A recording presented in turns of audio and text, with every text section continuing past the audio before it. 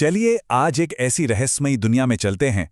एक ऐसी दुनिया जहां एक पुराना श्राप एक नौजवान की किस्मत लिख रहा है। ये कहानी है उसके उस भाग्य की जो कहीं ना कहीं सदियों पहले ही तय हो चुका था। तो कहानी शुरू होती है एक अजीब सी, एक रहस्यमयी सी आवाज से। एक फुसफुसाहट जो आरव को एक पुराने पत्थर के दरवाजे की तरफ खींच रही है। और बस यहीं से शुरू होता है रहस्य और खतरे का वो सफर।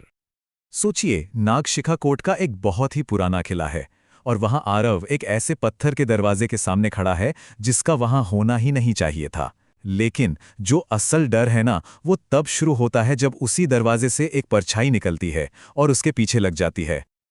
अच्छा, तो ये शक्ति आई कहां से? इसके लिए हमें थोड़ा वक्त में पीछे जाना पड़ेगा। चलिए देखते हैं कि इस कहानी की शुरुआत आखिर हुई कहां से। तो कहानी शुरू होती है कर्मिका नाद से। वो एक ऐसी शक्ति थी जो आधी इंसान और आधी सर्प थी। कहा जाता है कि उसकी परछाई तक में इतनी ताकत थी कि वो जिंदगी सोख लेती थी। मतलब हर कोई उससे डरता था। तो कर्मिका की इस जबरदस्त ताकत का राज क्या था?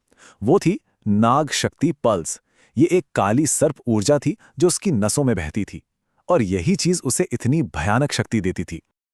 और ये कोई ऐसी वैसी शक्ति नहीं थी, बिल्कुल नहीं। इस नाग शक्ति पल्स से 3 खास ताकतें मिलती थीं। पहली, परछाइयों पर कंट्रोल। दूसरी, जहर को ताकत में बदल देना। और तीसरी, जो सबसे खतरनाक थी, सिर्फ एक नजर से किसी का भी दिमाग तोड़ देना। कहानी में मोड़ तब आता है जब मीरा नाग, एक बहादुर योद्धा, उस गुफा में जाती है। लेकिन वो वहां ताकत लेने नहीं गई थी। नहीं, वो तो सच की तलाश में आई थी। वहां मीरा को जो सुनने को मिला वो बहुत ही चौंकाने वाला था। कर्मिका ने कहा कि वो उसकी शक्ति लेने नहीं बल्कि उसकी आखिरी लड़ाई देखने आई है। समझ रहे हैं? यह लड़ाई का नहीं बल्कि शक्ति के ट्रांसफर होने का इशारा था। और फिर वही हुआ जिसका इशारा था। उसी रात कर्मिका ने वो नाग शक्ति पल्स, जो एक श्राप भी था और एक तोहफा भी, मीरा के खून में डाल दिया। और बस इसी घटना से शुरू हुआ नागवंश। चलिए अब सदियों का सफर तय करके वापस आज में आते हैं, कहानी के हीरो आरव के पास, जिसका भाग्य तो बहुत पहले ही लिखा जा चुका था।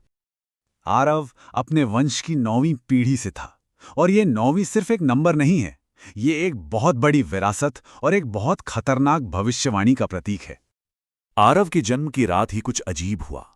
किले पर नीली बिजली गिरी थी और ये एक साफ संकेत था कि इसकी शक्ति पहले के किसी भी वंशज जैसी नहीं होगी। ये कुछ अलग ही होने वाला था। तो फर्क क्या था? देखिए, जो बाकी नागवंशज थे वो नाग शक्ति पल्स का इस्तेमाल कर पाते थे, लेकिन आरव की ताकत वो उसके कंट्रोल में ही नहीं थी। गुस्से में उसकी आंखें नीली हरी चमकने लगती थीं और कभी-कभी तो उसकी परछाई उसके शरीर से अलग हो जाती थी। सोच सकते हैं? तो चलिए वापस चलते हैं उसी पल में जहां से हमने शुरू किया था, उस सर्प द्वार पर जहां सब कुछ बदलने वाला है। धीरे धीरे माहौल गंभीर हो रहा है। वो परछाई जो आरव के पीछे थी वो अब सिर्फ एक साया नहीं है, वो ठोस हो रही है, एक भयानक आकार ले रही है। और फिर वो परछाई एक इंसान जैसा रूप ले लेती है और अंधेरे में ठीक आरव के सामने आकर खड़ी हो जाती है। सब कुछ शांत है, बिल्कुल खामोशी। और फिर वो परछाई बोलती है, और वो जो कहती है उससे आरव की दुनिया ही हिल जाती है। वो कहती है, तुम सिर्फ एक नाग नहीं हो, तुम कर्मिका के उत्तराधिकारी हो, सर्प राजा। और जैसे ही ये सच सामने आता है ना, वो सर्पद्वार एक जोरदार धमाके के साथ टूट जाता है और उसके अंदर से नीली आग का एक सैलाब निकलता है जो पूरे किले को उसकी नींव तक हिला देता है। तो दरवाजा अब टूट चुका है, लेकिन असली सवाल ये है कि उस नीली आग के पीछे से आखिर निकलेगा क्या? कहानी का अगला हिस्सा क्या होगा?